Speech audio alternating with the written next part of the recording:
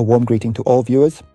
In this comprehensive lesson, we will thoroughly learn how to effectively disable the automatic correction feature for typing on your iPhones.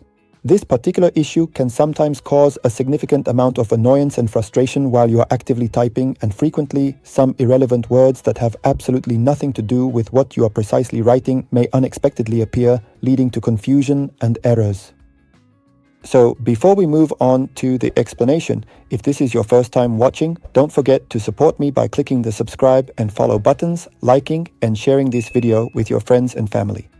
So go directly to the default settings app found on all iPhones. Open it calmly and carefully, then diligently look for the specific option clearly labeled General and gently tap on it. After that, this particular interface will prominently appear before your eyes, just as you can clearly see. Next, slowly scroll down a little bit until you precisely find the important option distinctly labeled Keyboard. So simply and deliberately tap on it and then carefully uncheck the relevant option specifically labeled Auto Correction. As you can plainly see, I had already thoughtfully unchecked it previously, so it currently appears without any discernible color. If you've reached this point, don't forget to check out this list. It's a playlist of some iPhone tutorials. You'll find important tutorials there that you'll like and benefit from.